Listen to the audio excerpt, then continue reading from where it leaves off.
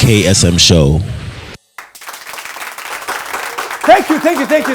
Welcome to a very special edition of the KSM Show. We haven't had a special edition in a while. Today we're going special edition. Why? Because I have special guest, and they go by the name Triple Cripples, man. Show some love. Some of you may be correctly thinking, oh, Triple Cripples, KSM, such a politically incorrect name. Well, we'll give you the explanation later, but yes, it is Triple Cripples. And I have my guests here in the house, and they are not coming from here today. They are right behind me. Show some love to my first guest. Their name is... Kim Oliver. Kim Oliver. Yes. There we go. And my second guest is Jumoke, right? Yes. Okay. There. All right, folks, we're going to have fun. Stick around. We'll be back with the Triple Cripples. We'll be right back. We're back, and as I said in the introduction, we are hanging out with the Triple Cripples. Now, let me go to my guest. And since you are closer to me, I'm going to start with you. How are you doing? I'm fantastic. I'm really happy to be here. Oh, I'm happy to have you here. And so do I, Jumoke. And let me start this way, because when I heard about Triple Cripples, that was the first thing that came to my mind. Yeah. That sounds so politically incorrect. It does. And that's kind of the point, right? Because it makes... Yes, it grabs you. Why Triple Cripples? Let me start with you. Well, we wanted to think of a name for our channel and for the platform we were creating. And we went through loads of names and we were like, we can't name it Black Disabled Women. No one's going to be interested because nobody really cares about disabled people like that. And so we wanted something catchy, but also something that represented what we were trying to convey. Which is? So we're Black, first of all. We are women. And we're disabled, and that's 3 layers of marginalization, 3 layers of discrimination that we experience in the world as we go around it. But they happen all at the same time, and for a lot of people around the world, and not just us. So we wanted something that was tongue-in-cheek, fun, but also challenging, because people call people cripples in private. They do it. But to have us saying it would be something different. Right? Yeah. It'd be, they're like, oh, that's a terrible word. You shouldn't use that, even though they use it in private. Yeah. So it was partly that. Okay. Well, yeah, because it did attract me for, so hold on, Triple Cripples, But so 3 layers of marginalization. Yes. Being a Black woman. Yeah, being Black. Being Black. Being a woman. Being a woman. And being disabled. And being disabled. Yeah. Okay. Which we experience at the same time, all the time, every day. Do you know what I mean? Okay. But different to different degrees, depending on the situation. In some situations, your womanhood is what will determine the outcome. In some situations, it's whether you're Black or not. In a lot of situations, because disability crosses cuts across everything. Disability will be the thing that is prevalent, but at the same time, they all affect each other to varying degrees. And they exist. Where are you based? Where do you live? We're based in London. You're both in London? Yes. Okay. We're based there. Okay. But we each come from this part of the world, which is why it was important for us to come. Okay. Let me go to Jumoke. Yes. Triple Cripples. Yes. Well, she's explained. You have anything else to add to why the name? Well, I mean, I think she summed it up beautifully, but like we always say, it's important to note the fact that we aren't just women and we aren't just Black and we aren't just disabled. We're all 3 all at once. So it's not a case of, okay, I know how to solve all the issues for Black people. It's like, okay, but what about the fact that we're women and the fact that we are disabled? So we always have to be very nuanced in the way that we're trying to challenge things, because as she rightly mentioned, us being Black in Ghana isn't going to be the thing that affects us, because this is a majority Black country. However, where we call home, the City of London, it's a big old problem. But so that's why it was very important for us to talk about the fact that we live at these particular intersections and we're always there all the time. So however we're navigating the world, it is one of the isms, sexism, racism, ableism, that will be determining our treatment and whether or not we are privileged here. Well, I'll stay with you. Yeah, thank you. What some of the occasions that really happened to you, and it was simply because you were a Black woman or because you were disabled, or both? Like Kim said, it pops up in a myriad of ways. So, for example, we're both disabled black women. However, our physicalities are quite different. I'm much smaller than Kim is. So when we were first getting to know each other, because we've actually only known each other for coming up now to 2 years, it'll be 2 years next year.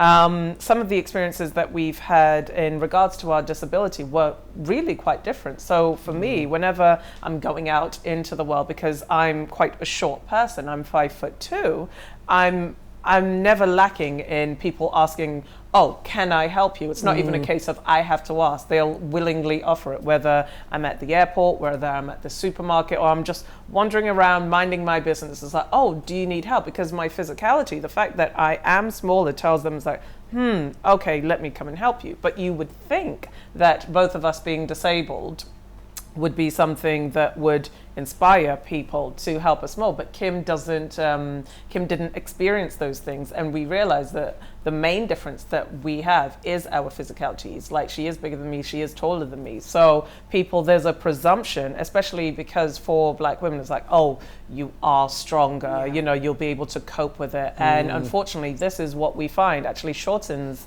the lives of black women. Like, it was recently reported in the UK that black women are 5 times more likely to end up dying, you know, just trying to bring life into the world through childbirth. So this is a thing that does affect people. So it's not only the race, but also the shade as well through colorism, the size of the person, the way that the person is speaking as well. Because if you listen to me, it's like, okay, you sound okay, you know, you don't sound like one of those other ones, but then there's nothing specifically that makes me different to the other ones that you might not want to assist. But we have to recognize where these nuances play and where these privileges are present or lacking. And Kim? First of all, your disability is polio? It's polio, yeah. So I was born in Nigeria. Okay. Yeah, so I contracted polio before my first birthday. So I've had polio practically all of my life. Oh, before the first birthday? Before my first birthday. Okay, so you have polio. Yeah.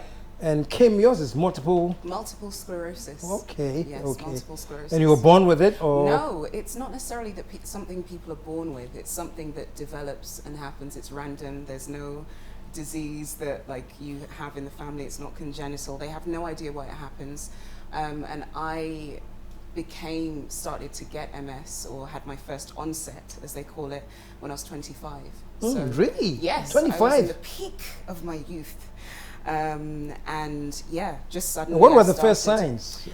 I started feeling very nauseous. I couldn't keep my balance. I couldn't walk in a straight line. I started having really severe pains in my head. And it all happened within the space of a month. And then I was extremely tired, but not tired like, oh, you know, I went to a party and I can't. No, it was like exhausted. I was exhausted. I'd wake up in the morning and I couldn't move because I was so exhausted. Really? Yeah, and all of those things are kind of invisible things, right? So you don't really connect them together. And as Jumoke said, like, as a black woman living in the world, especially in the part of the world that we're in, when black people go there, our motto is work hard, work hard, work hard, work hard. So you get bred with that idea that it doesn't matter if your leg is falling off, you keep going. If your eyes aren't working, you keep going. If you're sick, you keep going. And so when I was having these symptoms, I kept rationalizing each one. Oh, you know, maybe the nausea is because I'd gone to the US because I was interviewing for an internship, and I was like, oh, maybe it's because of the flight, you know, maybe it's the flight that's giving me the nausea. So, you know, let me ignore that one. I stopped being able to feel part of my body. I was like, oh, maybe it's the shower, you know, maybe it's the soap I'm using that's made me. You kept finding reasons, excuses to. Yeah. Yes, and because also you can't see it. I look at myself in the mirror and I look the same. So what is really wrong with me?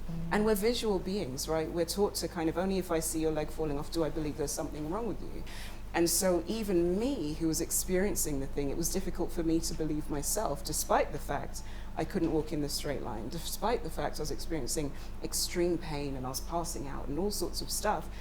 I was still like, yeah, but I look fine. And that's what people do. We talk about this on our So at what point did you find out that it's MS?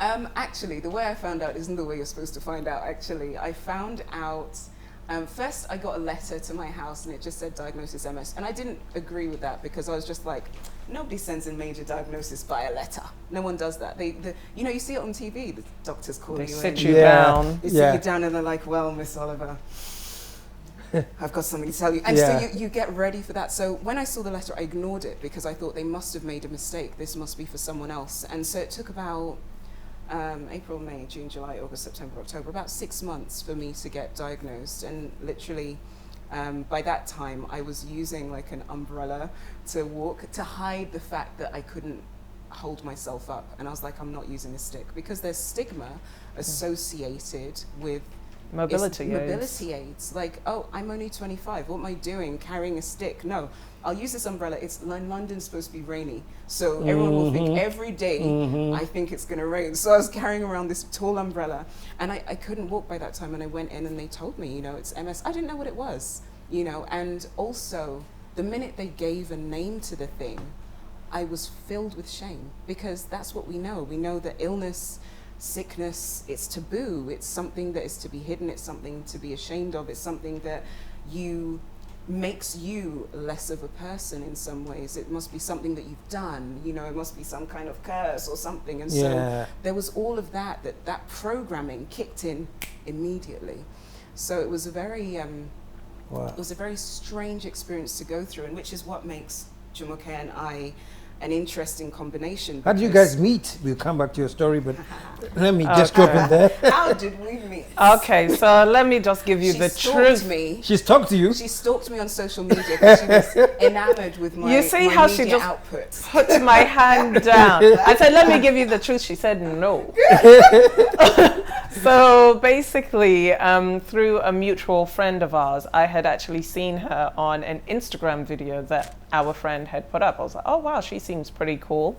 And I went onto her profile and I continued thinking she was cool, and especially the things that she was talking about and discussing were things that I had, she was just talking about how her disability was affecting her in her everyday life. And that was something that for a very long time I had wanted to do, and I'd never wanted to do it by myself. And we would later find out what would now be Triple Cripples was something both of us had wanted to do, but never wanted to venture solo by ourselves. So I decided, you know what, I'm just going to go for it. I'm going to reach out to her and slide in the DMs, as the kids call it. And I just reached out to her. I said, hey, you know, my name's Jumoke. I've had this idea for a very long time. And if you are open to it, I'd love to meet you and see if we could develop this into something. And it all started from there. And that was less than 2 years ago. And the reason I started the page anyway in the first place was because I didn't have a point of reference. When I became ill, there was no one I could talk to who was going through anything, because everyone hides their sicknesses, so you don't know what people have or what they don't have.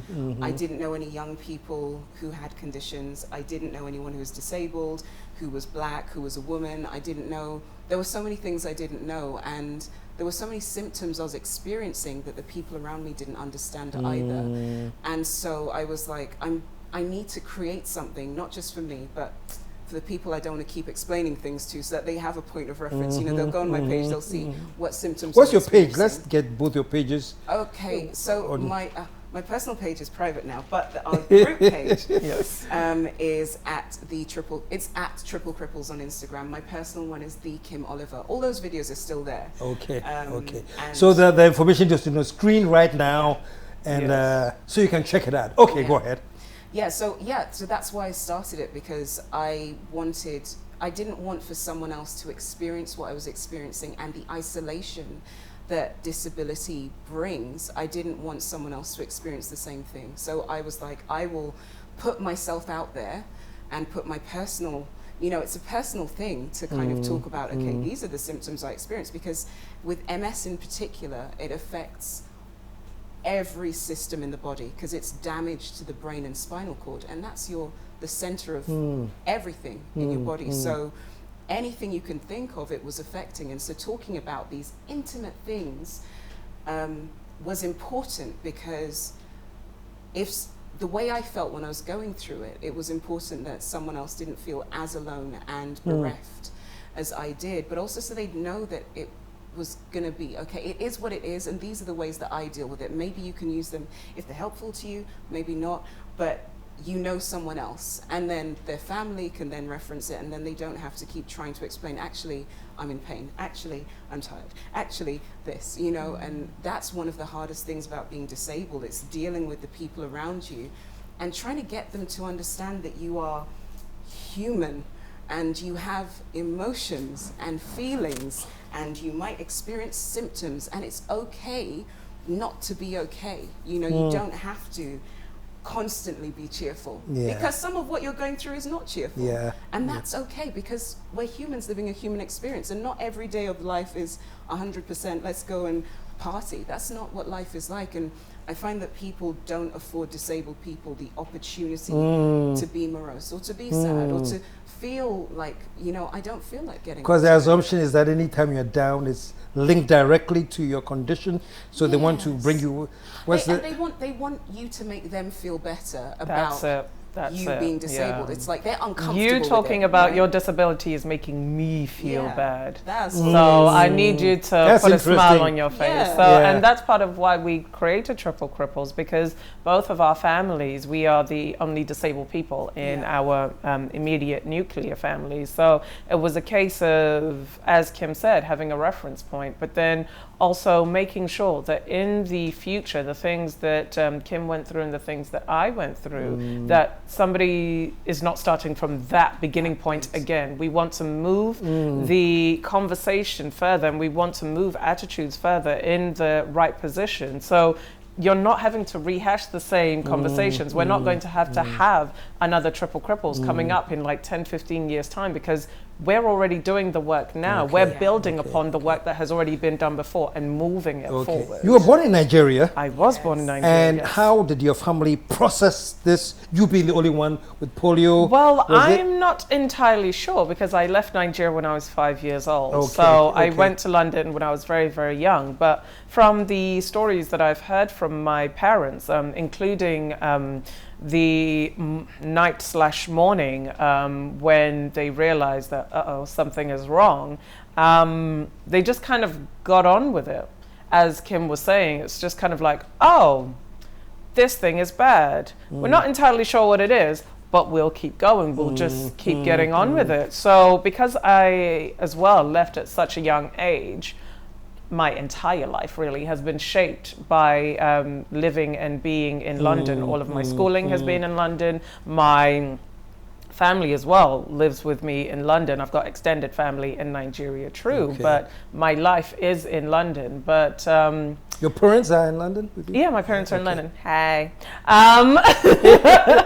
But yeah, so for me, one thing that really, for me, pushed me to want to create something like Triple Cripples is the fact that my situation now, you know, with polio being as terrible as it is, could have been a lot worse. So had I still been in Nigeria, like I'm not from a moneyed family, and polio is a kind of condition where it requires maintenance and it requires upkeep, and I wouldn't want to even think about a situation where I would be aware as a person that it is due to my condition, it is due to my existence, essentially, that my family is now being bankrupt. It is due to my existence, the fact that sometimes we eat, sometimes we don't, you know? And it shouldn't be a case of a geographical lottery where if I was able to go to London, oh, I'm fine. But then what about all of the kids that I could have been, very easily could have been? Because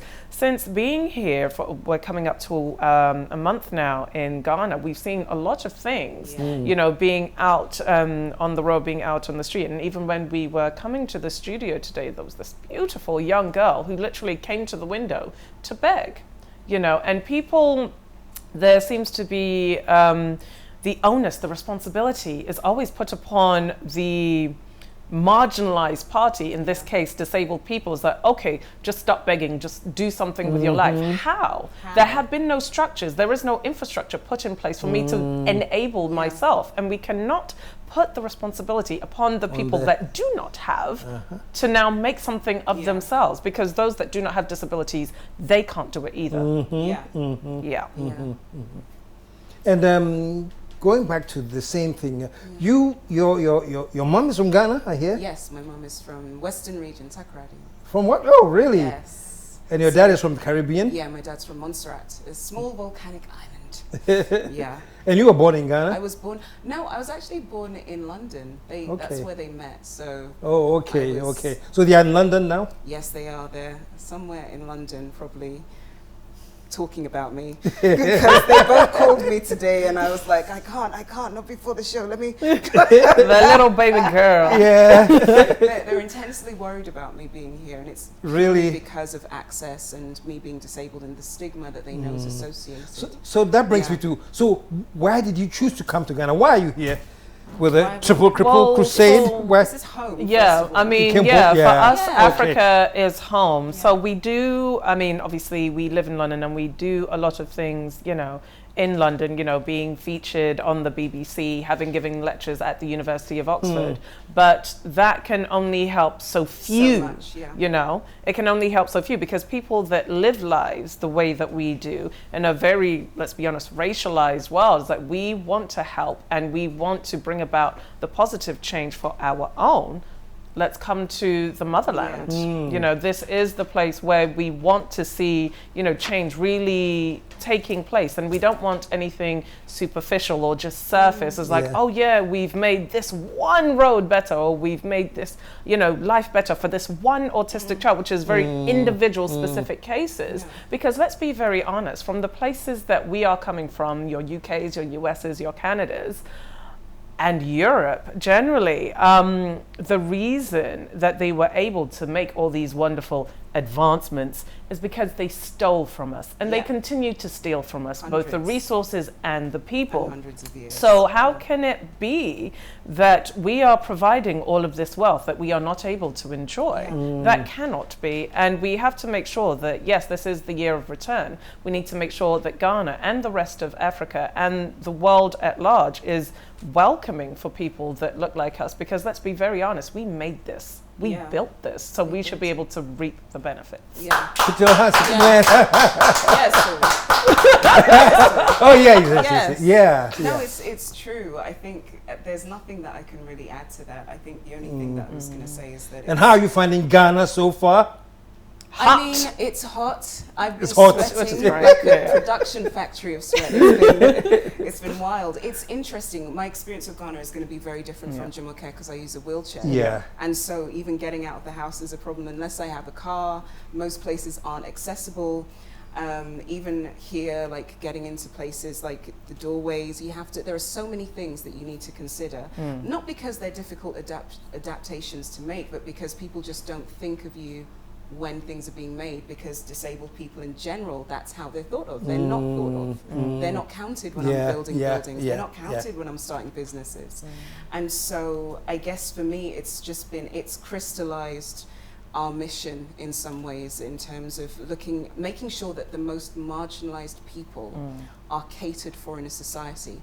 Because if they are, then everyone is catered for. Like, no one falls through the gaps. If you make sure that there's a ramp here, then it doesn't matter whether you're old, whether you have a pushchair, whether you can get in. Do you know what I mean? If you make sure that the schools are teaching in various mediums, not just, okay, that's writing on the board, and we make sure that people learn how to speak sign language and all of those things, then everyone's included. Like, there are lots of different things we can do to make sure everyone's included, and they're not major things. They're actually just shifts in understanding humanity. Like, I think we very much think that we are making concessions for disabled people. Oh, we put a ramp to help you out. And it's like, well, no, it's not. That's what you should do, because are we not all human? Are we not all equal? Unless you're trying to tell me that some people are more equal than others, which I think is an issue that we're battling now. And as Jay was saying, like in places in the world where your wealth, you've been disenfranchised and your wealth has been, you know, plundered from you for hundreds and thousands of years now. It's like thousands of years. Yes, thousands. You know, we are looking at a world where people think that we are less than they are, right? And unfortunately, they sold the lie so well that we think it too. We think that. And is that something, do we want to perpetuate that same system that is oppressing us? Or do we want to say, well, actually, no, that's not how we should operate as people. Let's do better. And if we say we want to replicate those systems, which we are so desperate to do, and we seem to be like, oh no, let's use the West as a standard. Well, in the West, there are certain provisions that are made for disabled people. So are we saying that we're taking some and not all? We only want the shiny things, but we don't want the infrastructure things that might be useful? We have the most brilliant minds in Africa. The most brilliant. People are constantly taking our minds out of here to make their countries better. So we don't have to be stuck with saying, okay, let's look at the UK and let's copy them. We can actually go, let's see what they're doing and make improvements, because we actually know better. We can do better because we're making it, you know? That's my baby right there. Let's talk about social life, man. Hey. Yes. You party girls, what's your social life like? We're on TV or we are not. My parents are watching. We are. You're worldwide on YouTube. You party? I'm not a partier, but we do like social events. Jay is a social butterfly. Oh, really? Very much so. Always traveling. I do like to travel, yes. But in terms of whether people do or do not want to party, disability will still factor in. Yes. Okay, yes. I want to party. I want to go to the club where all my friends are. Yeah. Wait a minute, there's stairs. I Yeah. can't get in. Yes. Yeah. Which is often the case. It really does happen. You go That's real anyway? life. Yes. Yeah. Yeah, we go where we can go. Yeah, we And go I where think- we can. And that's Okay. the point. It's Yeah. not necessarily where we want to go all the time. that It's we where you get can to. go. It's where we can go. It's where we can get into. Okay. Yeah. And that is not okay. Like, there are lots of things that I want to do. There are lots of places that Yes. I want to go that I can't necessarily access. And it's not for lack of interest. It's not for lack of aptitude to understand or comprehend what is there. It's just Yes, purely you because can't, someone yeah. hasn't allowed me to enter because of lack of foresight, or perhaps they were thinking aesthetics are more important than human access. But yeah, we have socialized, we have friends, we date, we have a whole series on dating on our Yeah, YouTube. dating with a disability. Oh, I'd like to hear some more about that. Oh, wow. KSM, are you ready? You're not ready. Yeah.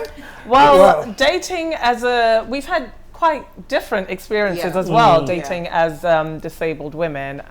But one thing that we have noticed and talked about recently on a BBC podcast is the fact that there's an expectation for the disabled party to make concessions because of what they are so clearly, quote unquote, lacking. So there's a case of where we are very beautiful women. Like, that's just an objective fact. Let's just put that straight out there. However, Yeah, that's true, man.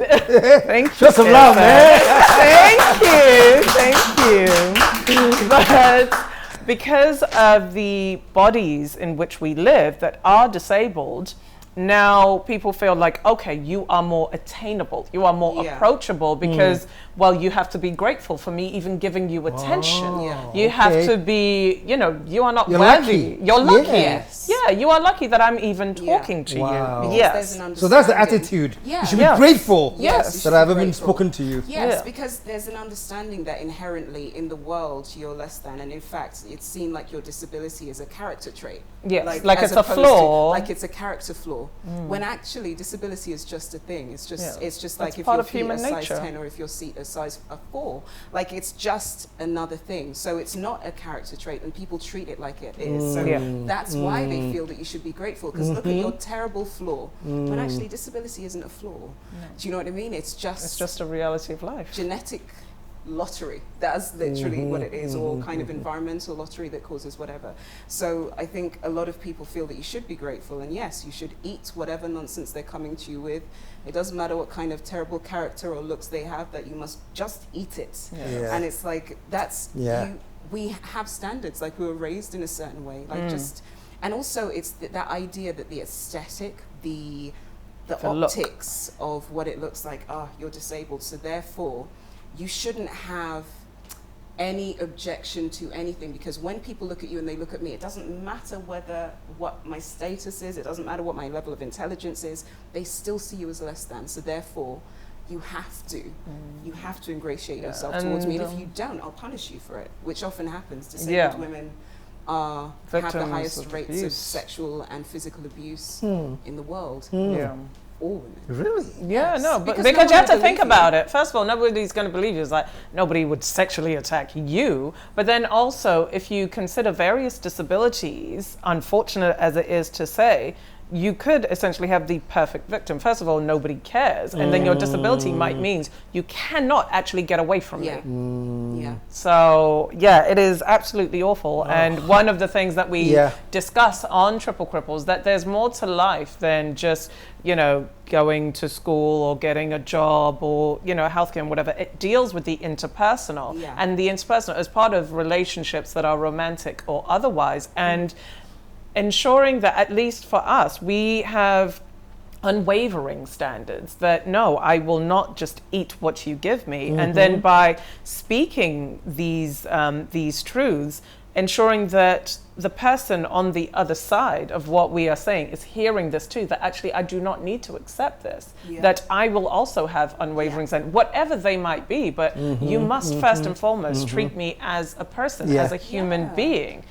Common decency. Common decency. Yeah. So hopefully when people see Jumoke and I talking openly about these things and Yeah. all of these taboos and dating and all of these things, they will then feel empowered to be like, actually, Yeah. no, Yeah. you know, I can also. This is Yeah. another reference or, point. yeah, Yeah. or if they're experiencing something, Nobody's they'll know doing that a it's not- favor. No. Yes, Yeah. and they can also kind of push back in their own lives, you know, for the things that they may already be in, Yeah. set standards for themselves, but also kind of recognize that they're not alone. Yeah. Because definitely. sometimes when you're experiencing things and you have no one who's saying the same things, you think Nobody that gets it. it's in your head and you're isolated. You might be experiencing people treating you differently because you have a condition. You might experience people saying that, you know what, you're less than, or expecting you to deal with a certain level of treatment. But if it's just you and no one else is saying it, you generally, because of the society you live in, especially if you're disabled, people are already always telling you that you're less than. They're always showing you that you're less than. And even if you haven't left your home to see that, you see the way society treats others who might look like you. And so you already know that you haven't got any recourse. You haven't got anyone to kind of say, oh, is this bad treatment? They'll say, no. Ah, you should be happy, you know, Yeah. at You least. should be grateful. At least. Yeah. Do you know, that's the thing that's said. So I think Yeah. it's good for us to be there so people can be like, well, actually, Yeah. no, but those two don't do that, so maybe I don't have Yeah. And that's why the media is such a powerful tool and why, you know, we try to wield it through Triple Cripples, because being able to see these kinds of conversations being had by people like us is like, actually, no, I'm going to stick to my guns. Like, I don't have to accept this from you, because sometimes disability can be quite an isolating and lonely thing, especially if you're the only disabled person that you have readily available to you. And, you know, through the media, through social media, through the internet, we've been able to reach people worldwide, including in Ghana as well. And they're like, thank you. Like, finally, somebody sees it and somebody gets it and somebody understands. So have you had a chance to meet groups disabled and talk to them, or Since we've been in Ghana? Yeah. We literally have only been here for 3 weeks. Okay. So we're going to be here till January. So Okay. we're still trying to reach out to those groups, and we should So be in the yeah, Okay. but we would also So is there no love way you for can people, put out there they need to reach? Yeah, we would Yes. love for people to reach out to us. If you just Google the Triple Cripples, you can find us on Facebook, on Instagram, on Twitter, everywhere else. And we'd love for people to reach out to us if they are doing things, part of organizations, or they're disabled people themselves that would love to get in contact with us. We'd love to hear from Yeah, you. definitely. Fantastic. Thank you. Yeah, fantastic. Oh, I'm glad I got a chance to host you. And your final words, in a minute, each of you. Okay, go for it. Right. Okay. Triple Cripples was created to positively change the outcomes of the disabled, well, of the majority, and specifically of the disabled majority, because so often through media, we see whenever disability is discussed, it's usually a white and usually male appearance, but that's not the way the world actually is. There's actually more women that are disabled than men, and obviously because brown and black people, we are the majority, there's going to be more people of us that are disabled. So Triple Cripples is for you. We're doing it slowly but surely, but we're going to get there, and yeah, just stick with us, and thank you. So it's also the only thing that I will add to what Jumoke is saying is that it's about the micro and the macro, right? So it's about structural change, yes, but it's also about interpersonal social change, cultural change, because it doesn't matter whether I make every building accessible and I provide schools that have access for everyone.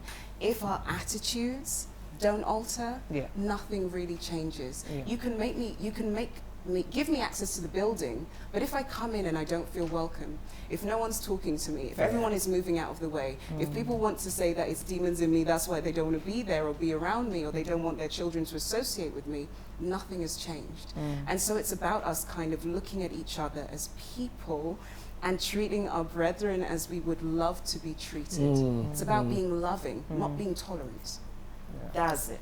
Being loving, not tolerant. Not tolerant. I like that. Yeah. Put your hands together, man. Thank you. Oh, let's say a big thank you to you guys. And Thank you for I'm having glad. us. I'm glad I had a Thank chance you for to. having us. My pleasure. My pleasure. Yes. The Triple Cripples, y'all. The KSM Show.